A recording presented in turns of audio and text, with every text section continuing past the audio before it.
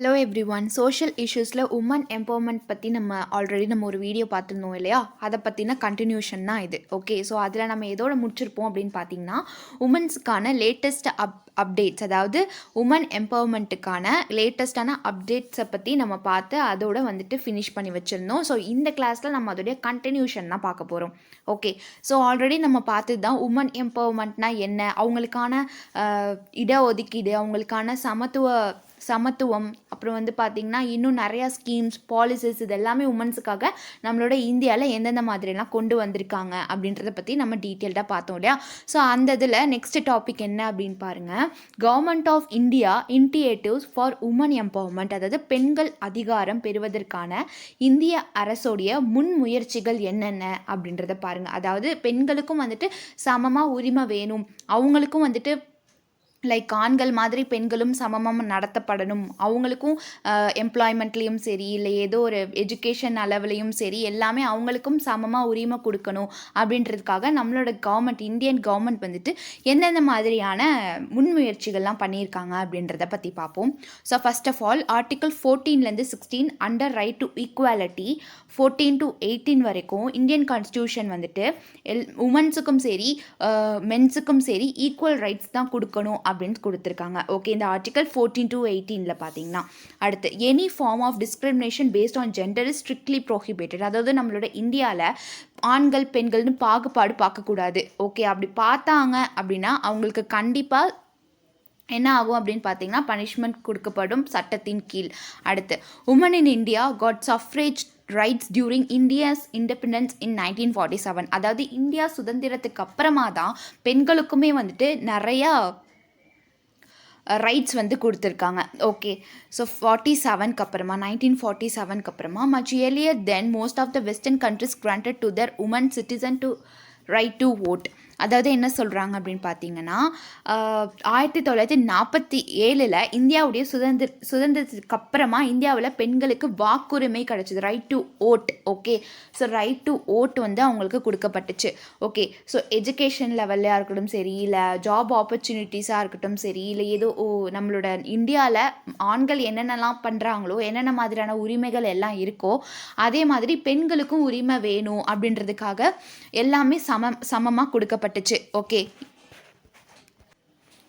இந்த மாதிரி ஏகப்பட்ட ஆக்ட் நம்மளோட இந்தியாவில் கொண்டு வந்தாங்க. ஓகே, ஸோ லைக் எக்ஸாம்பிள் எடுத்துக்கிட்டிங்கன்னா, இப்போ டவுரி பிரச்சனை அப்படின்றது நம்மளோட இந்தியாவில் அதிகமாக இருந்துச்சு. ஓகே, ஸோ கண்டிப்பாக இந்த டவுரி மீன்ஸ் வரதட்சணை கொடுமைலாம் அதிகமாக நடந்துட்டு இருந்துச்சு நம்மளோட இந்தியாவில். ஓகே, இதனால நிறைய பேர் சூசைட் அட்டன் பண்ணிக்கிட்டாங்க, குடும்பமாக சேர்ந்து தற்கொலை பண்ணிக்கிட்டாங்க. இந்த மாதிரியான சம்பவங்கள் அதிகமாக நடந்தனால அதை தடுக்கிறதுக்காகவும் நிறைய ஆக்ட் கொண்டு வந்தாங்க. அந்த மாதிரி என்னென்ன மாதிரியான ஆக்ட்லாம் நம்மளோட இந்தியாவில் கொண்டு வந்திருக்காங்க அப்படின்றத பற்றி பார்ப்போம். ஸோ ஃபர்ஸ்ட் ஆஃப் ஆல் பாருங்கள், தி டவுரி ப்ராஹிபிஷன் ஆக்ட், இது 1961 கொண்டு வந்துட்டாங்க. வரதட்சணையை தடை செய்கிறதுக்கான ஒரு சட்டம். ஓகே, இது 1961 கொண்டு வந்திருக்காங்க. ஸோ இது எதுக்காக அப்படின்னு பார்த்தீங்கன்னா, வரதட்சணை கொடுமையை நிறுத்துறதுக்காக. பெற்றோர் அல்லது திருமணத்துடன் தொடர்புடைய வேறு எவராலும் திருமணத்திற்கு வரதட்சணை பெறுவது வழங்குவது அப்படின்றதுக்காக. ஓகே, இப்போ எக்ஸாம்பிளுக்கு ஒரு மேரேஜ் நடக்குது அப்படின்னா அது கட்டாயமாக வரதட்சணை கொடுக்கணும், கட்டாயமாக வரதட்சணை வாங்கணும் அப்படின்றது கட்டாயம் கிடையாது. அப்படி இருந்துச்சுன்னா கண்டிப்பாக அவங்க மேலே கேஸ் போட்டு அவங்கள உள்ளே தள்ளலாம். ஓகே, அந்த மாதிரியான விஷயங்களும் இந்த டவுரி பிரச்சனைனால நிறைய சம்பவங்கள் நடந்ததுக்கப்புறமா கவர்மெண்ட் இந்த ஆக்ட் போட்டிருக்காங்க. ஓகே, இந்த தடைக்காக. அடுத்து பார்த்தீங்கன்னா, இந்தியாவில் உள்ள அனைத்து இந்தியாவில் பார்த்தீங்கன்னா ஏகப்பட்ட மதங்கள் இருக்காங்க. இது எல்லா மதங்களுக்குமே பொருந்துகிற ஒரு ஆக்ட் அப்படின்னு சொல்கிறாங்க. வரதட்சணை தொடர்பான கொடுமையோ, வரதட்சணை மரணமோ, இல்லை தற்கொலைக்கு தூண்டுதலோ போன்ற குறிப்பிட்ட குற்றங்களை நிறுவ இந்திய தண்டனை சட்டம் 1987 மாற்றியமைக்கப்பட்டது அப்படின்னு சொல்கிறாங்க. ஓகே, அடுத்து பாருங்கள், வரதட்சணை கோரிக்கைகள் அல்லது வரதட்சணை துன்புறுத்தலுக்கான ஆதாரங்களை காட்டும்போது அவர்களின் கணவர்கள் அல்லது அவர்களது உறவினர்களால் பெண்களுக்கு எதிரான வன்முறைக்கு அது தண்டிக்கப்பட்டது. அதாவது எக்ஸாம்பிள் பார்த்தீங்கன்னா, இப்போ கல்யாணம் பண்ணிட்டு என்ன பண்ணிடுறாங்க, கல்யாணத்துக்கு முன்னாடி என்ன பண்ணிடுறாங்க அப்படின்னு பார்த்தீங்கன்னா வரதட்சணை வேணாம் அப்படின்னு சொல்லிடுறாங்க. இதே கல்யாணம் ஆனதுக்கு அப்புறமா என்ன பண்ணிடுறாங்கன்னா வரதட்சணை வேணும்னு சொல்லி கொடுமைப்படுத்தி அவங்க அதாவது அந்த பெண் வீட்டார்களுடைய பெற்றோர்களுக்கும் சரி அது ஒரு கொடுமையாகவே இருக்குது. அப்படி ஏதாச்சும் நம்மளோட இந்தியாவில் ஆக்ட் இந்த மாதிரி நடந்துச்சு அப்படின்னு வச்சுக்கோங்களேன், அப்படி வச்சுக்கிட்டா கண்டிப்பாக அதுக்கு தண்டனை ஏற்படுத்தி கொடுக்கும் நம்மளோட இந்தியாவுடைய சட்டம். அடுத்து பாருங்கள், national plan for action for the girl children, அதாவது பெண் குழந்தைகளுக்கான தேசிய செயல் திட்டம். பெண் குழந்தைகளுக்காகவே இந்த திட்டத்தை கொண்டு வந்திருக்காங்க. இது எப்போ அப்படின்னு பார்த்தீங்கன்னா 1991 இருந்து 2000 அந்த ஆண்டுக்குள்ள என்ன அப்படின்னு பார்த்தீங்கன்னா, this is a specially formulated action plan by the government of India to protect and promote the girl children.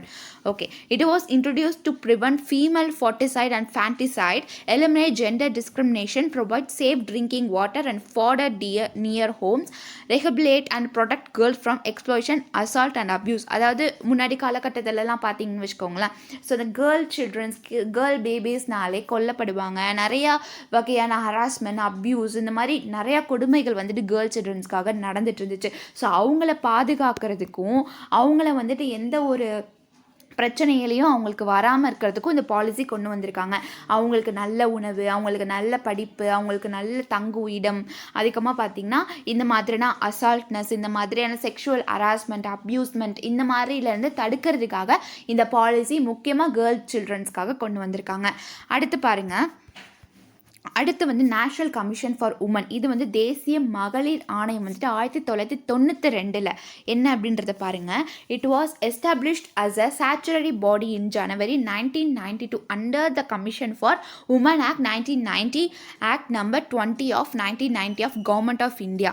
So என்ன சொல்கிறாங்க அப்படின்னு பார்த்தீங்கன்னா, இது வந்து ஜனவரி 1992 தேசிய மகளிர் ஆணையம் சட்டத்தில் 1990 இந்திய அரசின் சட்டம் எண் 20 1990 கீழ் ஒரு சட்டப்பூர்வமான அமைப்பாக இது வந்துட்டு நிறுவப்பட்டுச்சு. என்னது? இந்த நேஷனல் கமிஷன் ஆஃப் உமன் அப்படின்றது. மத்திய அரசு தன்னார்வ தொண்டு நிறுவனங்கள், சமூக பணியாளர்கள் மற்றும் நிபுணர்களுடன் கட்டமைப்பு, அதிகாரங்கள் மற்றும் தொடர்பான ஆலோசனைகளை நடத்தியது. ஆணையத்தின் செயல்பாடுகள் அமைக்கப்பட வேண்டும் அப்படின்னு சொல்லிட்டு. ஓகே, இது எதுக்காக கொண்டு வந்தாங்க அப்படின்னா, முக்கியமாக பெண்களுக்காக தான் இந்த சட்டம் கொண்டு வந்தாங்க. அடுத்து பாருங்க, the protection of women from domestic violence, அதாவது குடும்ப வன்முறையிலிருந்து. ஓகே, இப்போ வீட்டில் நடக்கக்கூடிய பிரச்சனைகளாக இருக்கட்டும் சரி, இல்லை ஏதோ ஒரு வன்முறையாக இருக்கட்டும் சரி, அதுலேருந்து கேர்ள்ஸை வந்து பாதுகாப்புறதுக்காக இந்த ஆக்ட் கொண்டு வந்தாங்க. அதுதான் என்ன அப்படின்னு பார்த்தீங்கன்னா, protection of women from domestic violence act 2005 இது வந்துட்டு கொண்டு வந்திருக்காங்க. It has been enacted to criminalize incident of dowry and domestic violence. This act gives the legal definition of domestic violence under section 3. அதாவது வரதட்சணைனாலேயோ இல்லை குடும்ப வன்முறை இது போன்ற குற்றமாக கருதும் வகையில் இந்த சட்டம் வந்துட்டு இயற்றுச்சு. என்ன அப்படின்னு பார்த்தீங்கன்னா, இந்த சட்டம் முக்கியமாக டவுரி பிரச்சனைனாலேயோ இல்லை வந்துட்டு வீட்டிலே பெண்களுக்கு வந்துட்டு ஏதோ ஒரு கொடுமை நடக்கிறதுனாலேயோ இந்த சட்டம் வந்து கொண்டு வந்தாங்க. ஓகே, ஸோ இந்த சட்டம் வந்துட்டு பிரிவு செக்ஷன் 3 கீழ் குடும்ப வன்முறை என்பதற்கு சட்டப்பூர்வமான வரையறை அளிக்கிறது அப்படின்னு சொல்கிறாங்க. அடுத்து பாருங்கள், the maternity benefit amendment act 2017 for the private sector. So தனியார் துறைக்கான மகப்பேறு நன்மை ஸோ இது வந்து எதுக்காக அப்படின்னு பார்த்தீங்கன்னா, தனியார் துறைக்கான மகப்பேறு நன்மை திருத்த சட்டம் அப்படின்னு சொல்லி 2016 கொண்டு வந்தாங்க. இது எதுக்கு அப்படின்றத பாருங்கள். This act came into force from 1 April 2017. Okay, it is an amendment to the maternity benefit act of 1961. Under this act the government increased paid maternity leave from 12 weeks to 26 weeks. Okay, so ஏற்கனவே வந்துட்டு பார்த்தீங்கன்னா private செக்டாரில் வந்து பார்த்தீங்கன்னா இப்போ ஒரு woman வந்துட்டு வேலை செஞ்சுக்கிட்டு இருக்காங்க. ஓகே, அவங்களுக்கு வந்து மேட்டர்னிட்டி லீவ் மீன்ஸ் அந்த ப்ரெக்னன்சி அந்த லீவுன்னு சொல்லுவாங்க இல்லையா. ஸோ அந்த டயத்தில் அவங்க எடுக்கக்கூடிய லீவ் வந்து முன்னாடி எப்படி இருந்துச்சு அப்படின்னு பார்த்தீங்கன்னா 12 weeks தான் இருந்துச்சு. ஓகே, ஸோ இந்த இது வந்துட்டு எல்லாமே ஃபோர்ஸ் பண்ணி நம்மளுக்கு வேணும், நம்மளுக்கும் வந்துட்டு அதுக்கான எக்ஸ்டெண்ட் பண்ணி கொடுக்கணும் அந்த லீவ் அப்படின்றதுக்காக 2017 என்ன பண்ணிடுறாங்க அப்படின்னு பார்த்தீங்கன்னா 12 weeksலேருந்து 26 weeks மாற்றிடுறாங்க. ஓகே, 2 மடங்குக்கு மேலேயாவே அந்த வீக் லீவ்ஸை மாற்றிடுறாங்க. ஓகே, ஸோ அடுத்து என்ன அப்படின்னு பார்த்தீங்கன்னா, த உமன்ஸ் ரிசர்வேஷன் பில் அப்படின்னு சொல்கிறாங்க. பெண்கள் இட ஒதுக்கீடு மசோதா அப்படின்றாங்க. ஓகேவா, பெண்களுக்கான ஒதுக்கீடு திட்டம். It proposes to amended the constitution of India to gives 33% reservation for woman seeds in the Lok Sabha, lower house of the parliament and all state legislative assemblies. So okay, மக்களவை பாராளுமன்றத்தின் கீழ் அவை மற்றும் அனைத்து மாநில சட்டப்பேரவைகளையும் பெண்களுக்கு 33% இட ஒதுக்கீடு அளிக்கும் வகையில் இந்திய அரசியலமைப்பு சட்டத்தின் திருத்தம் செய்ய முன்மொழிகிறது அப்படின்னு சொல்கிறாங்க. அடுத்து பாருங்கள், national policy for the empowerment of women. இது ஷார்ட்டாக NPEW அப்படின்னு சொல்லுவாங்க. பெண்கள் அதிகாரம் அளிப்பதற்கான தேசிய கொள்கை. Okay, so it was adopted in 2001, which state that any forms of violence against women, physical and mental, at domestic or sociological levels, including those arising from customs, tradition or accepted practices, shall be dealt effectively with a few to eliminate them.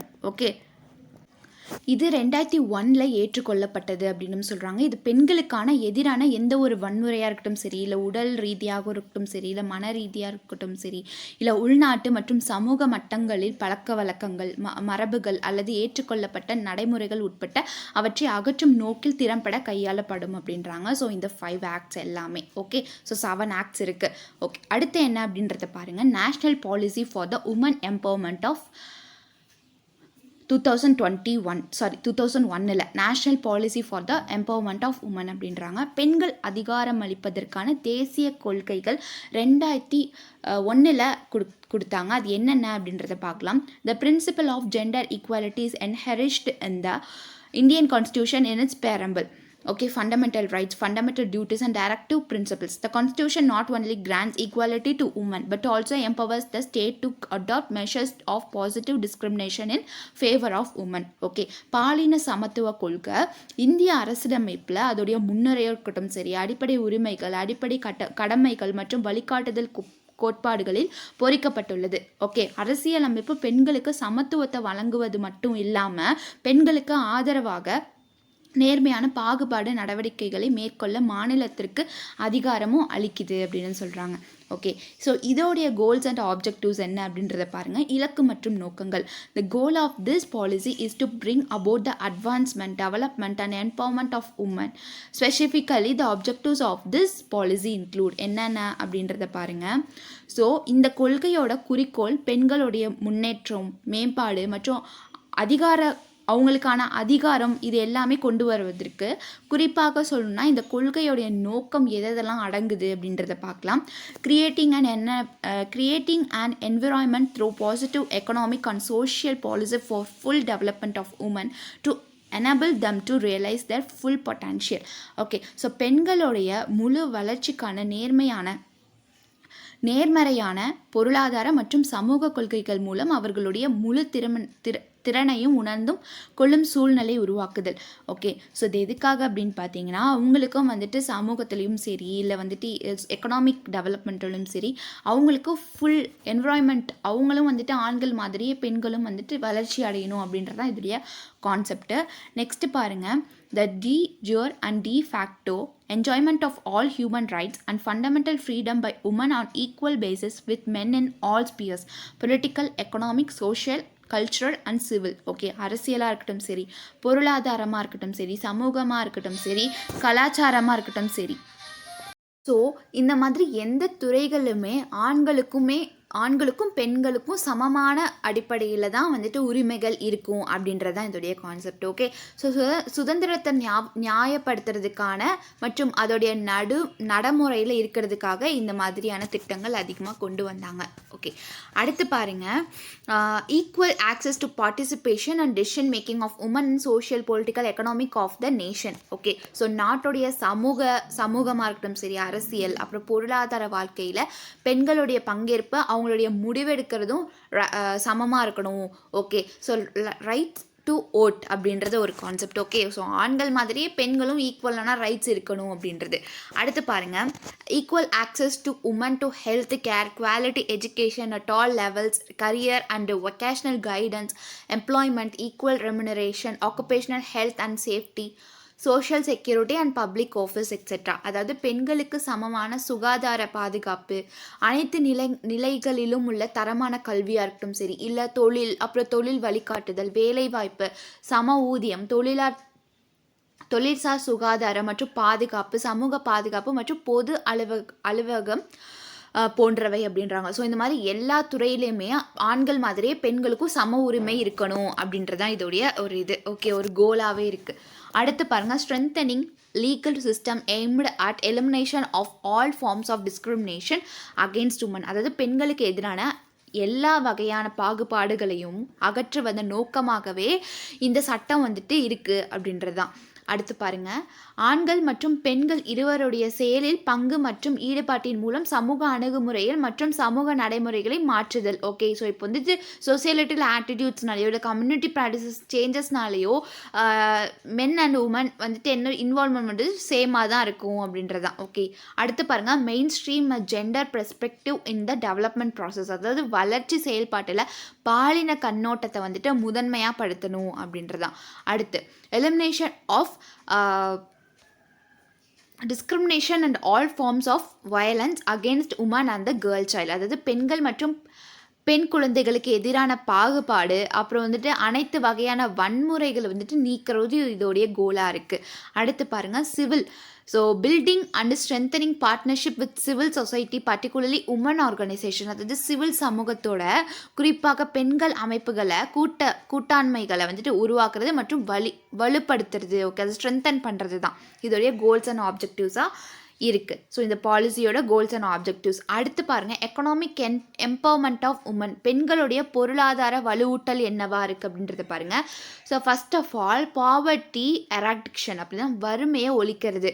Okay, since women comprise most of the population below the poverty line and are very often in situation of extreme poverty, given the harsh realities of intra-household and social discrimination, macroeconomic policies and poverty eradication.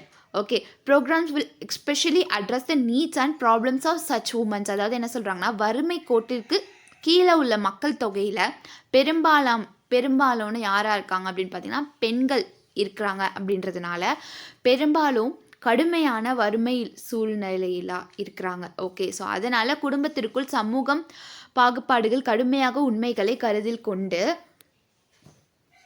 Macro பொருளாதாரம் கொள்கைகள் மற்றும் வறுமை ஒழிப்பு திட்டங்கள் வந்து குறிப்பாக அத்தகைய பெண்களின் தேவையை மற்றும் பிரச்சனைகளை நிவர்த்தி செய்யும். ஸோ வந்து பார்த்திங்கன்னா மோஸ்ட் ஆஃப் த ரூரல் ஏரியாஸில் அதிகமாக பெண்கள் வந்துட்டு வறுமை கோட்டிற்கு கீழ் தான் இருக்காங்க. ஓகே, ஸோ அதே மாதிரி பார்த்திங்கன்னா நிறைய பேர் கஷ்டப்பட்டு தான் இருக்காங்க. ஸோ அவங்களுக்குலாம் உதவி செய்யணும் அப்படின்றது தான் இதோடைய கான்செப்ட். ஓகே, அவங்கள வந்து உதவி செய்யணும் அப்படின்றது இந்த பாவர்ட்டி எராடிக்ஷன் இந்த பாலிசியோடது. அடுத்து மைக்ரோ கிரெடிட் அப்படின்னா, in order to enhance women's access to credit for consumption, production, the establishment of new, strengthening of existing microcredit mechanism and microfinance institution will be undertaken so that he outreach of credit is enhanced. அதாவது நுகர்வு மற்றும் உற்பத்திக்கான கடனுதவிக்கான பெண்களுடைய அணுகலை மேம்படுத்தும் வகையில் okay இது புதிய ஸ்தாபான மற்றும் தற்போதுள்ள நுண்கடன் வழிமுறைகளை மற்றும் நுண்நிதி நிறுவனங்களை வந்து வழிப்படுத்துதல் ஆகியவை மேற்கொள்ளப்படும் அப்படின்னுறாங்க. அடுத்து உமன் அண்ட் எக்கனாமி, பெண்கள் மற்றும் பொருளாதாரம். Okay, so women perspectives will be included in designing and implementing macro economic and social policies by institutionalising their participation in such process. அதாவது இத்தகைய செயல்முறைகளில் அவங்களுடைய பங்கேற்பு நிறுவனமயமாக்குவதன் மூலமாக மேக்ரோ பொருளாதாரம் வந்துட்டு மேக்ரோ பொருளாதாரமாக இருக்கட்டும் சரி, சமூக கொள்கைகள் அந்த வடிவமைத்து செயல்படுவதில் பெண்கள் வந்துட்டு முன்னோக்கி சேர்க்கப்படுறாங்க அப்படின்றது தான். அடுத்து உலகமயமாக்கல். Globalisation has presented new challenges for the realisation of the goal of women equality. So உலகமயமாக்கல் பெண்கள் வந்துட்டு சமத்துவத்தின் இலக்கை அடைவதற்கான புதிய சவால்களை முன்வைத்துள்ளது அப்படின்றாங்க. அதன் பாலின தாக்கம் முறையாக முழுமையாக மதிப்பீடு செய்யப்படவில்லை. ஓகே, அடுத்து உமன் அண்ட் அக்ரிகல்ச்சரில் பாருங்கள், பெண்கள் மற்றும் விவசாயம். ஸோ விவசாயம் மற்றும் அதை சார்ந்த துறைகளில் இருக்கக்கூடிய பெண்கள் வந்துட்டு முக்கியமாக அவங்கள, அதாவது இந்த விவசாயத்தில் சார்ந்திருப்பாங்க பார்த்தீங்களா, அவங்கள வந்துட்டு பேஸ் பண்ணி இந்த இது என்ன சொல்கிறாங்க அப்படின்னா, உற்பத்தியாளர்களாக பயிற்சி நீட்டிப்பு மற்றும் பல்வேறு திட்டங்களை வந்துட்டு பலன்களை அவங்களுக்கு எண்ணிக்கைக்கு ஏற்றவாறு அவர்களை சென்றடைவதை உறுதி செய்ய தீவிர முயற்சிகள் மேற்கொள்ளப்படும். ஓகே, ஸோ அவங்களுக்கு தேவையான ஃபெசிலிட்டிஸ் ஸ்பெஷலிஸ்டிஸ் இது எல்லாமே அவங்களுக்கும் எல்லாருக்குமே சமமாக கிடைக்கணும் அப்படின்றதுக்காக இந்த முயற்சி எடுத்துக்கிட்டு இருக்காங்க. அதிகமாக பெண்கள் மற்றும் தொழில். ஓகேவா, உமன் அண்ட் இண்டஸ்ட்ரியில் இருக்கக்கூடிய பெண்கள் பார்த்திங்கன்னா the important role played in women in electronics. Okay, so மின்னுணர்வில் வந்துட்டு தகவல் தொழில்நுட்பம் மற்றும் உணவு பதப்படுத்துதல் மற்றும் வேளாண் தொழில் மற்றும் ஜவுளித்துறையில் பெண்கள் முக்கியமாகவே ஒரு பங்காக இருக்கிறாங்க. ஓகே, ஸோ துறைகளில் வளர்ச்சிக்கு முக்கியமானது. ஸோ இண்டஸ்ட்ரீஸ் பார்த்தீங்கன்னு வச்சுக்கோங்களேன், லைக் ஆக்ரோ இண்டஸ்ட்ரியாக இருக்கட்டும் சரி, டெக்ஸ்டைல்ஸாக இருக்கட்டும் சரி, இல்லை இன்ஃபர்மேஷன் ஐடி செக்டராக இருக்கட்டும் சரி, இல்லை ஃபுட் ப்ராசஸிங்காக இருக்கட்டும் சரி, இந்த மாதிரி இடத்துலலாம் வந்து பார்த்திங்கன்னா பெண்கள் வந்துட்டு அதிகமாக வேலை செய்கிறாங்க. ஓகே, ஸோ அவங்களுக்கான என்ன அப்படின்றத பார்த்திங்கன்னா அவங்களுடைய வளர்ச்சிக்கு இது ரொம்பவே ஒரு முக்கியமானது. இந்த இண்டஸ்ட்ரி வளர்கிறதுக்கும் பெண்கள் ரொம்ப தேவை அப்படின்னு சொல்கிறாங்க. ஓகே, அடுத்து சப்போர்ட் சர்வீசஸ், ஆதரவு சேவைகள் என்னென்ன அப்படின்றத பாருங்கள். The provision of support services for women like child care facilitates including crutches at work place and educational institutions, home for the aged and the disabled will be expanded and improved to create an enabling environment and to ensure the full cooperation social, political and economic life. So வேலை செய்யும் இடங்களில் மற்றும் கல்வி நிறுவனங்களில் இருக்கட்டும் சரி, முதியோர் மற்றும் ஊனமுற்றோருக்கான இல்லங்கள் உள்ளிட்ட குழந்தை பராமரிப்பு வசதிகள் போன்ற பெண்களுக்கான ஆதரவு சேவைகள் விரிவுபடுத்தப்பட்டு மேம்படுத்தப்பட்டு அவர்களுக்கு ஏற்ற சூழலை உருவாக்கவும், சமூக அரசியல் மற்றும் பொருளாதாரத்தில் அவர்களின் முழு ஒத்துழைப்பை உறுதி செய்வதும் முக்கியம் அப்படின்றாங்க.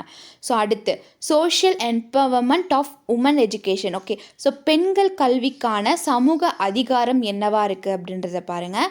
ஸோ ஃபர்ஸ்ட் ஆஃப் ஆல் பெண்கள் மற்றும் பெண் குழந்தைகளுக்கு சமமான கல்வி கிடைப்பது உறுதி செய்யப்படும். ஸோ இதனால் கேர்ள்ஸுக்காக இருக்கட்டும் சரி, உமன்ஸுக்காக இருக்கட்டும் சரி, ஸோ பெண் பிள்ளைகளாக இருக்கட்டும் சரி, அவங்க எல்லாத்துக்குமே ஈக்குவலாக எஜுகேஷன் கிடைக்கணும். ஓகே, பாகுபாட்டை அகற்றுறதுக்கும் கல்வியை வந்துட்டு உலகமயமாக்கும் குளோபலைசேஷன் ஆக்கிறதுக்கும் கல்வி அறிவின்மை அதாவது அன்எஜுகேஷன் பீப்புள்ஸை ஒழிக்கிறதுக்கும் பாலின உணர்வுள்ள கல்வி முறையை உருவாக்கணும். ஓகே, அதாவது ஜெண்டர் இன்இக்வாலிட்டி இல்லாத ஒரு ஸ்கூல்லிங்க, ஒரு காலேஜ் இல்லை ஏதோ ஒரு கல்வியை ஒரு எஜுகேஷன் கொடுக்கணும் அப்படின்றதா இதோடைய கான்செப்ட்டு. ஸோ பெண் குழந்தைகளுடைய சேர்க்கை மற்றும் அவங்களுடைய தக்க வைப்பு விகிதத்தை அதிகரிக்கிறது அப்படின்றதாங்க. அடுத்து வாழ்நாள் முழுவதும் கற்றல் மற்றும் தொழில் வளர்ச்சியை எளிதாக கல்வியின் தரத்தை மேம்படுத்தவும் சிறப்பு நடவடிக்கைகள் எடுக்கப்படும் பெண்களின் தொழில்நுட்ப திறன்கள். ஸோ வந்து பார்த்திங்கன்னா லைக் உமன் எஜுகேஷனில் சோஷியல் எம்பவர்மெண்ட்டில் உமனோட எஜுகேஷன் எப்படி இருக்கணும் அப்படின்றாங்கன்னா அவங்களுக்கும் ஜெண்டர் இன்இக்வாலிட்டி பார்க்காம ஓகே, ஸோ எல்லாத்துக்குமே சமமான உரிமைகள். ஓகே, சமமான உரிமைகள் மீன்ஸ் அவங்களுமே வந்து கல்வி கற்கணும், அவங்களுக்கும் எல்லா தேவைகளும் கற்கணும். எந்த ஊரில் இருந்தாலும் சரி, எந்த ஒரு பாகுபாடு பார்க்காம, எந்த ஒரு சமத்துவம் இந்த மாதிரி சமமாக எல்லாத்தையும் பார்க்காம இன்இக்வாலிட்டியாக பார்க்குறது, இந்த மாதிரி செயல்கள்லாம் ஈடுபடாமல் பெண்களுக்குமே வந்துட்டு கரெக்டாக அவங்களுக்கு எஜுகேஷன் கிடைக்கணும். ரூரல் ஏரியாஸாக இருக்கட்டும் சரி, இல்லை வந்துட்டு புவர் பீப்புள்ஸாக இருக்கட்டும் சரி, எந்த ஒரு இந்த இந்தியாவில் இருக்கக்கூடிய எந்த ஒரு கம்யூனிட்டி சேர்ந்தா இருக்கட்டும் சரி, அவங்க எல்லாத்துக்குமே சமமாக கல்வி கிடைக்கணும் அப்படின்றதான் இதோடைய குறிக்கோளே. அடுத்து ஹெல்த் பாருங்கள், ஆரோக்கியம். Holistic approach to women's health which includes both nutrition and health service will be adopted and special attention will be given to the needs of women and the girl at all stages of the life cycle. அதாவது ஊட்டச்சத்து மற்றும் சுகாதார சேவைகள் இரண்டையும் உள்ளடக்கிய பெண்களின் ஆரோக்கியத்திற்கான ஒரு முழுமையான அணுகுமுறை ஏற்றுக்கொள்ளப்படும். மேலும் வாழ்க்கை சுழற்சியின் அனைத்து நிலைகளிலும் பெண்கள் மற்றும் பெண்ணின் தேவைகளுக்கு சிறப்பு கவனம் செலுத்தப்படும். ஓகே, ஸோ மோஸ்ட்டாக வந்து பார்த்திங்கன்னா இந்த பாலிசி மூலயமா என்ன ஆகுது அப்படின்னு பார்த்திங்கன்னா இந்த நேஷ்னல் பாலிசி இருக்குது பார்த்திங்களா, அது வந்துட்டு பெண்களுக்கு வந்துட்டு எஜுகேஷன்லேயும் சரி, இல்லை வந்துட்டு ஹெல்த் வைஸாக இருக்கட்டும் சரி. ஓகே, ஸோ ஹெல்த் வைஸாக ஊட்டச்சத்து குறைபாடு இருக்கக்கூடிய பெண்களுக்காக இருக்கட்டும் சரி, இல்லை ப்ரெக்னென்ட் லேடிஸ், ஓகே இந்த மாதிரி சில்ட்ரன்ஸ்க்காக இருக்கட்டும் சரி, எல்லாத்துக்குமே சமமான ஒரு ஃப்ரீ மெடிசன் கொடுக்கணும் அப்படின்றதான் இதோடைய கான்செப்டாக இருக்கும். அடுத்து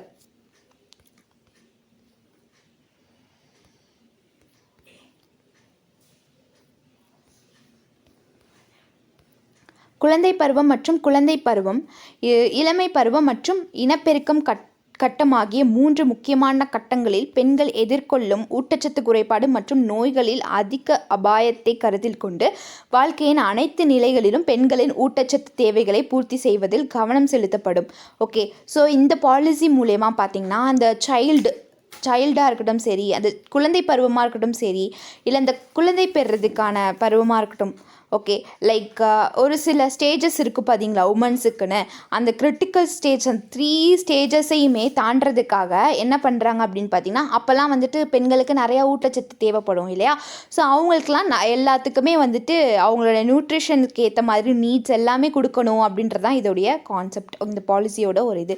அடுத்து பார்த்தீங்கன்னா drinking water and sanitation. So இதை பொறுத்த வரைக்கும் குடிநீர் மற்றும் சுகாதாரம்னு எடுத்துக்கிட்டிங்கன்னா special attention will be given to the needs of women in provision of safe drinking water, sewage disposal, toilet facilities and sanitation within accessible reach of household, especially in rural areas and urban slums. Women participation will be ensured in the planning, delivery and maintenance of such services. அதாவது பாதுகாப்பான குடிநீர், கழிவுநீரை அகற்றுதல், கழிவறை வசதிகள் மற்றும் வீடுகளுக்கு அணுகக்கூடிய வகையில் சுகாதாரம், குறிப்பாக கிராமப்புறங்கள் மற்றும் நகர்ப்புற குடிசை பகுதிகளில் பெண்களின் தேவைகளுக்கு சிறப்பு கவனம் செலுத்தப்படும். ஓகே, அத்தகைய சேவைகளின் திட்டமிடல், விநியோகம் மற்றும் பராமரிப்பு ஆகியவற்றில் பெண்களின் பங்களிப்பு உறுதி செய்யப்படும். ஸோ நேஷ்னல் பாலிசி, இந்த பாலிசியை பொறுத்த வரைக்கும் அவங்களுக்கு சேஃபான ட்ரிங்கிங் ஃபெசிலிட்டிஸாக இருக்கட்டும் சரி, இல்லை குடிநீர் பிரச்சனைகள்லேருந்து, அதாவது நல்ல தண்ணீர் கிடைக்கிறது இல்லையா? ஸோ ரூரல் ஏரியாஸில் ஸோ அவங்களுக்குலாம் நல்ல தண்ணி உருவாக்கி கொடுக்கறது. ஸோ பெண் பிள்ளைகளாக இருக்கட்டும் சரி, இல்லை குழந்தைகளாக இருக்கட்டும் சரி, எல்லாத்துக்குமே சேஃபான ஒரு ட்ரிங்கிங் வாட்டர் கொடுக்கணும். கரெக்டாக அந்த டாய்லெட் ஃபெசிலிட்டிஸ்லாம் இருக்கணும். சீவேஜ் டிஸ்போசல், ஓகே, கழிவறை வசதிகள் எல்லாமே வந்துட்டு இருக்கணும் அப்படின்றத, கழிவு நீரை அகற்றுவது, இதெல்லாம் வந்து பாலிசி மூலயமா அவங்களுக்கு கரெக்டாக கிடச்சிருது அப்படின்னு சொல்கிறாங்க. அடுத்து ஹவுசிங் அண்ட் ஷெல்டர், வீட்டு வசதி மற்றும் தங்குமிடம். ஓகே, ஸோ இதை பார்த்துக்கிட்டிங்கன்னு வச்சுக்கோங்களேன். வீட்டு கொள்கைகள், வீட்டு காலனிகளை திட்டமிடுதல் மற்றும் கிராமப்புற மற்றும் நகர்ப்புறங்களில் தங்குமிடம் வழங்குதல் ஆகியவற்றில் பெண்களின் முன்னோக்குகள் சேர்க்கப்படும். ஓகே, ஸோ ஒற்றை பெண்கள், குடும்ப தலைவர்கள், பணிபுரியும் பெண்கள், மாணவர்கள், பயிற்சி பெற்றவர்கள், பயிற்சி பெறுபவர்கள் உள்ளிட்ட பெண்களுக்கு போதுமான மற்றும் பாதுகாப்பான வீடுகள் மற்றும் தங்குமிடங்களை வழங்குவதில் சிறப்பு கவனம் செலுத்தப்படுது. ஸோ இந்த பாலிசி மூலயமா இப்போ எஜுகேஷனுக்காக வெளியூரில் வந்து தங்கி படிக்கிறதா இருக்கட்டும் சரி, இல்லை இப்போ வீடு இல்லாமல் இருக்காங்க பார்த்தீங்களா? ஸோ இவங்களுக்கெலாம் வந்துட்டு இல்லை வேலை செய்கிறதுக்காக வேறு ஊருக்கு போகிறாங்க. ஸோ இந்த மாதிரிலாம் இருக்கும்போது அவங்களுக்கு வந்துட்டு தேவையான ஃபெசிலிட்டிஸ் எல்லாமே இந்த பாலிசி மூலயமா கிடச்சிருது. ஓகே, அவங்களுக்கு தங்கிறதுக்கான இடங்கள். அப்புறம் என்விரான்மெண்ட், சுற்றுச்சூழல்னு எடுத்துக்கிட்டிங்கன்னா women will be involved and their perspectives in reflected in the policies and programs for environment, conservation and restoration. So சுற்றுச்சூழல் பாதுகாப்பு மற்றும் மறுசீரமைப்புக்கான கொள்கைகள் மற்றும் திட்டங்களில் பெண்கள் ஈடுபடுவார்கள். அவர்களுடைய முன்னோக்குகள் இதில் பிரதிபலிக்குது அப்படின்னு சொல்கிறாங்க. அடுத்து சயின்ஸ் அண்ட் டெக்னாலஜி, அறிவியல் மற்றும் தொழில்நுட்பத்தில் பாருங்கள். அறிவியல் மற்றும் தொழில்நுட்பத்தில் பெண்கள் வந்துட்டு அதிக அளவில் ஈடுபடுத்தும் வகையில் திட்டங்கள் வந்துட்டு வலுப்படுத்துது அப்படின்னு சொல்கிறாங்க. அடுத்து பாருங்கள், உமன் இன் டிஃபிகல்ட் சர்க்கம்டன்ஸ், அதாவது கடினமான சூழ்நிலைகளை வந்துட்டு பெண்கள் எந்த மாதிரிலாம் இருக்காங்க அப்படின்றத பாருங்கள்.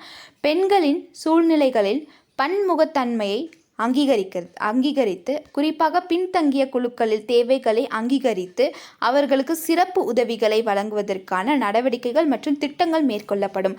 அதாவது பார்த்திங்கன்னா இந்த அக்னாலேஜ்மெண்ட் ஆஃப் அதாவது ஒரு சில கம்யூனிட்டிஸ் பீப்புள்ஸ் இருப்பாங்க பார்த்தீங்களா, பெண்கள், அவங்களுக்கு தேவையானது, அவங்களுக்கும் ரைட்ஸ் இருக்குது அப்படின்றத அவங்களுக்கும் அங்கீகரித்து கொடுக்கறது தான் இது திட்டத்தோடைய ஒரு முக்கியமான ஒரு கொள்கையாக இருக்குது. அடுத்து பாருங்கள், வயலன்ஸ் அகெயின்ஸ்ட் உமன், பெண்களுக்கு எதிரான வன்முறைகள் என்னென்ன அப்படின்றத பார்க்கலாம். So all forms of violence against women, physical and mental, whether at domestic or societal level, including those arising from customs, tradition or accepted practices shall be dealt with effectively with a few to eliminate its incidents. அதாவது பழக்க வழக்கங்கள், மரபுகள் அல்லது ஏற்றுக்கொள்ளப்பட்ட நடைமுறைகள் உட்பட்ட உள்நாட்டு அல்லது சமூக மட்டங்களில் பெண்களுக்கு எதிரான உடல் மற்றும் மன ரீதியான அனைத்து வகையான வன்முறைகளும் அதன் நிகழ்வுகளை அகற்றும் நோக்கில் திறம்பட கையாளப்படும். ஓகே, ஸோ இப்போ ஒரு பெண் அப்படின்னு எடுத்துக்கிட்டிங்கன்னா அவங்களுக்கு நிறையா இந்த மாதிரியான பிரச்சனைகள் வரும் இல்லையா? ஸோ அவங்கள வந்துட்டு காப்பாற்றுறதுக்கோ, அவங்கள அதில் இன்வால்வ் பண்ணாமல் தடுக்கிறதுக்கோ, அவங்கள பாதுகாக்கிறதுக்கும் இந்த பாலிசி ரொம்பவே இம்பார்ட்டண்ட்டாக இருக்குது. அடுத்து rights of the girl child, அதாவது பெண் குழந்தைகளுக்கான உரிமைகள் என்னென்ன அப்படின்றத பாருங்கள். ஸோ பெண் குழந்தைகளுக்கு எதிரான அனைத்து வகையான பாகுபாடுகளுக்கு மற்றும் அவளது உரிமை மீறல்களும் குடும்பத்திற்கு உள்ளேயும் வெளியேயும் தடுப்பு மற்றும் தண்டனை ஆகிய வலுவான நடவடிக்கைகள் மேற்கொள்வதன் மூலம் அகற்றப்படும். அதாவது ரைட் டு சில்ட்ரன் எடுத்துக்கிட்டிங்கன்னா இப்போ இந்த நாடுன்னு இருக்குன்னா அதில் எல்லாத்துக்குமே சம உரிமை இருக்குது. ஓகே, ஸோ குறிப்பாக வந்து கேர்ள் சில்ட்ரன் பார்த்தீங்கன்னா டொமஸ்டிக் வயலன்ஸ் கேர்ள் சில்ட்ரன்ஸ்க்கும் அதிகமாக நடக்கும். ஓகே, இப்போ முன்னாடிலாம் பார்த்தீங்கன்னா டீச்சர்ஸே வந்து பார்த்திங்கன்னா ரொம்ப அடிச்சிருவாங்க. ஸோ அதனால நிறையா என்ன ஆகும் அப்படின்னு மன ரீதியாகவும் சரி உடல் ரீதியாகவும் சரி காயப்பட்டிருப்பாங்க. ஓகே, ஸோ அப்படி வெளியில் நம்ம வந்து இது பண்ணும் போது வீட்டுக்குள்ளேயே அவங்களுக்கு டொமஸ்டிக் வயலன்ஸ் நடக்கும் பேரண்ட்ஸ்னால. ஸோ அதையும் வந்துட்டு சட்டம் வந்துட்டு கேள்வி கேட்கறதுக்கான ஒரு உரிமையை பெண் குழந்தைகளுடைய சட்டத்தில் கொடுத்துருக்காங்க. அடுத்து பாருங்கள், மாஸ் மீடியா வெகுஜன ஊடகத்தில் பாருங்கள், media will be used to portray images consistent with human dignity of girls and women. Okay, அதாவது சிறுமிகள் மற்றும் பெண்களுடைய மனித கண்ணியத்திற்கு இசைவாக படங்களை சித்தரிக்க ஊடகங்கள் பயன்படுத்தப்படும். பெண்களின் இழிவுபடுத்தும் மற்றும் எதிர்மறையான வழக்கமான ஒரே மாதிரியான படங்கள் மற்றும் பெண்களுக்கு எதிராக வன்முறைகளை அகற்ற கொள்கை குறிப்பாக பாடுபடும். அதாவது மாஸ் மீடியா, இப்போ மீடியான்னு எடுத்துக்கிட்டிங்கன்னா ஒரு முன்னாடிலாம் இது நடக்கும். ஸோ இப்போயுமே நடந்துட்டுருக்கு. லைக் ஒரு பெண்களை வந்துட்டு தப்பான ஒரு இதில் போட்டுருவாங்க. ஸோ இமேஜ் க்ரியேட் பண்ணி, ஸோ அதெல்லாமே வந்துட்டு அந்த மாதிரி ஏதாச்சும் பண்ணால் அதுக்கும் சட்டம் கேள்வி கேட்கும். அதுக்கும் பண்ணுறவங்களுக்கும் என்ன ஆகுது அப்படின்னு பார்த்தீங்கன்னா கண்டிப்பாக தண்டனை உண்டு அப்படின்னுன்றாங்க. அடுத்து ஆப்ரேஷனல் ஸ்ட்ராட்டஜிஸ் ஆக்ஷன் பிளான், அதாவது செயல்பாட்டு உத்திகள் செயலுடைய திட்டங்கள் என்னென்ன அப்படின்றத பாருங்கள். ஸோ அனைத்து மத்திய மற்றும் மாநில அமைச்சகங்களும் மத்திய மாநில பெண்கள் மற்றும் குழந்தைகள் மேம்பாட்டுத் துறைகள் மற்றும் தேசிய மாநில பெண்களுக்கான கமிஷன்களுடன் அதாவது அவங்களோட கலந்துரையாடித்து ஒரு பங்கேற்பு செயல்முறை மூலம் கொள்கையை உறுதி செயல்களின் தொகுப்பாக மொழிபெயர்ப்பதற்கான காலக்கெடுக்கான செயல் திட்டங்களை உருவாக்கும் அப்படின்றாங்க. அதாவது எல்லா சென்ட்ரலாக இருக்கட்டும் சரி, ஸ்டேட் மினிஸ்டராக இருக்கட்டும் சரி, இந்த மாதிரியான லைக் உமன்ஸுக்கும் சைல்டுக்கும் உள்ள அவங்களோட டெவலப்மெண்ட்டுக்காக கமிஷன் ஃபார் உமன், ஓகே, நேஷ்னலாக இருக்கிற ஸ்டேட்டும் இருக்குது சரி, அவங்களுக்கு வந்துட்டு இருக்கும் அப்படின்றாங்க. அவங்களுக்கு என்னென்னா உரிமை கொடுக்குறது, அவங்களோட பிளான், அவங்களோட பாலிசி எல்லாமே ஏற்கப்படும். அடுத்து the plans will specifically will be including the following, அதாவது திட்டங்களில் குறிப்பாக பின்வருமாறு அடங்கும். ஸோ இந்த மாதிரியான திட்டங்கள் என்னென்ன மாதிரி அப்படின்றத பார்க்க போகிறோம். ஸோ ஆக்சுவலி என்ன அப்படின்னு பார்த்தீங்கன்னா லைக் ஏகப்பட்ட ஆக்ஷன் பிளான்ஸ் வந்துட்டு ஸ்டேட்டும் சரி சென்ட்ரலும் சரி நம்மளுக்கு போட்டுட்டு தான் இருக்காங்க கேர்ள்ஸுக்கு. ஓகே, அது என்ன மாதிரியான திட்டங்கள் அப்படின்றத பாருங்கள். ஸோ எந்த மாதிரி கோல்ஸ்லாம் அச்சீவ் பண்ணியிருக்காங்க அப்படின்றத பார்ப்போம். So first of all measurable goals to be achieved by 2010, அதாவது 2010க்குள்ளே அடையக்கூடிய அளவிடக்கூடிய இலக்குகள். Okay, identification and commitment of resources, ஆதாரங்களுடைய அடையாளம் மற்றும் அர்ப்பணிப்பு. நெக்ஸ்ட்டு செயல்புள்ளிகள் செயல்படுத்துவதற்கான பொறுப்புகளும். அடுத்து செயல்புள்ளிகள் மற்றும் கொள்கைகளின் திறமையான கண்காணிப்பு, மதிப்பாய்வு மற்றும் பாலின தாக்க மதிப்பீட்டை உறுதி செய்வதற்கான கட்டமைப்புகள் மற்றும் வழிமுறைகள். அடுத்து introduction of a gender perspective இந்த பட்ஜெட்டிங் ப்ராசஸ், அதாவது பட்ஜெட் செயல்பாட்டுடைய பாலின முன்னோக்கு அறிமுகப்படுத்துறது. ஓகே, ஸோ அடுத்து பாருங்கள் இன்ஸ்டிடியூஷனல் மெக்கானிசம், நிறுவன வழிமுறைகள் என்னென்ன அப்படின்றத பார்ப்போம். மத்திய மற்றும் மாநில அளவில் உள்ள பெண்களுடைய முன்னேற்றத்தை ஊக்குவிக்கும் வகையில் ஓகே இந்த வழிமுறைகள் எல்லாமே செயல்பட்டு வருகிறது. யார்? இந்த இன்ஸ்டிடியூஷனல் மெக்கானிசமில்.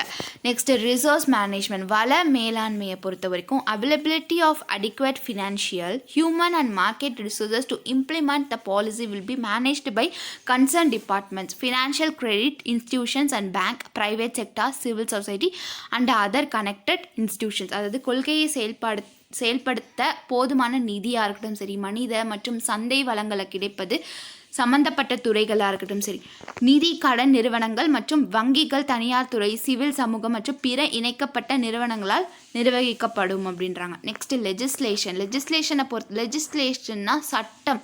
ஓகே, ஸோ தற்போது உள்ள சட்டமன்ற அமைப்பு மறு ஆய்வு செய்யப்படும் அப்படின்றாங்க. ஸோ மேலும் கொள்கையை செயல்படுத்த அடையாளம் காணப்பட்ட துறைகளால் கூடுதல் சட்ட நடவடிக்கைகள் பெண்களுக்காக எடுக்கப்படும் அப்படின்னு சொல்கிறாங்க. நெக்ஸ்ட் ஜெண்டர் சென்சிசைசேஷன், பாலின உணர்திறன். ஸோ இது பார்த்திங்கன்னா மாநிலத்தில் நிறைவேற்று சட்டமன்ற மற்றும் நீதித்துறை பிரிவுகளின் பணியாளர்களுக்கு பயிற்சி அளிக்கப்பட்டு கொள்கை மற்றும் நிரல் வடிவமைப்பாளர்கள் செயல்படுத்தல் மற்றும் மேம்பாட்டு முகமைகள் சட்ட அமலாக்க இயந்திரங்கள் மற்றும் நீதித்துறை மற்றும் அரசு சாரா நிறுவனங்கள் ஆகியவற்றின் சிறப்பு கவனம் செலுத்தப்படும். ஓகே, ஸோ நெக்ஸ்ட்டு என்ன அப்படின்னா women empowerment and issues related to women. ஓகேவா, பெண்களுக்கான அதிகாரம் அளித்தலாக இருக்கட்டும் சரி, இல்லை அதுக்கான தொடர்பால் என்னென்ன மாதிரியான பிரச்சனைகள் வருது அப்படின்றத பார்ப்போம்.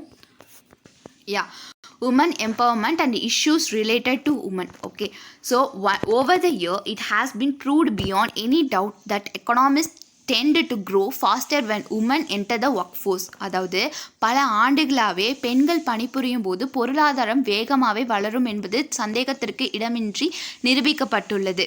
ஓகே, ஸோ இப்போது ஆண்களும் சரி பெண்களும் சரி ஒரு துறையில் வேலை பார்த்தாங்கன்னா அங்கே வந்துட்டு நிறையா ப்ராஃபிட்ஸ் தான் நம்ம நாட்டுக்குமே கிடைக்கும். ஓகேவா, பல்வேறு நாடுகளில் நடத்தப்பட்ட ஆய்வுகள் அதிகமாக பாலின பன்முகத்தன்மைக்கு அதிக மொத்த உள்நாட்டு உற்பத்திற்கு இடையே நேரடி தொடர்பு இருப்பதை நிரூபித்துள்ளது.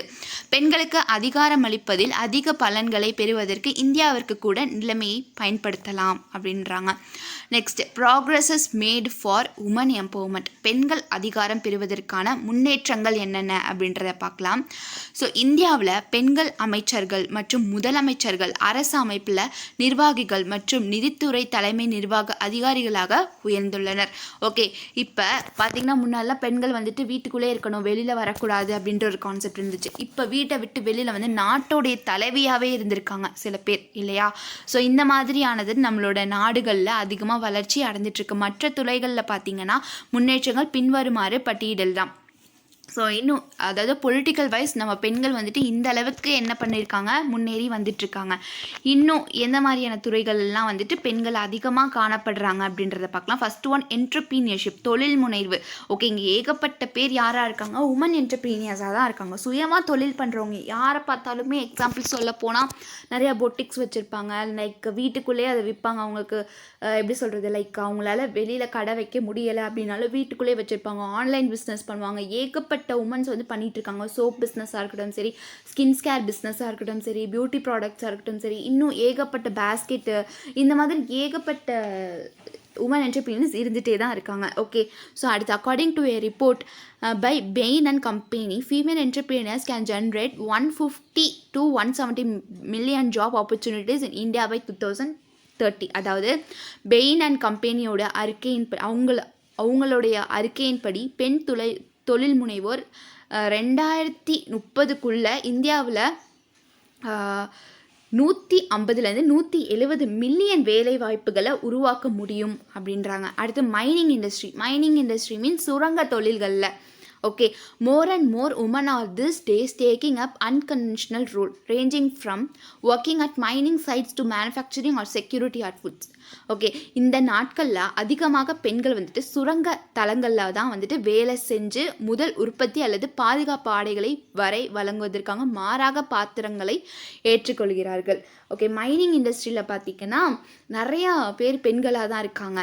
அடுத்து, armed force. Okay, the Supreme Court of India on February 17, 2020 upheld the right of serving short service commission SSC women officer to be granted permanent commission PC just like the male colleges.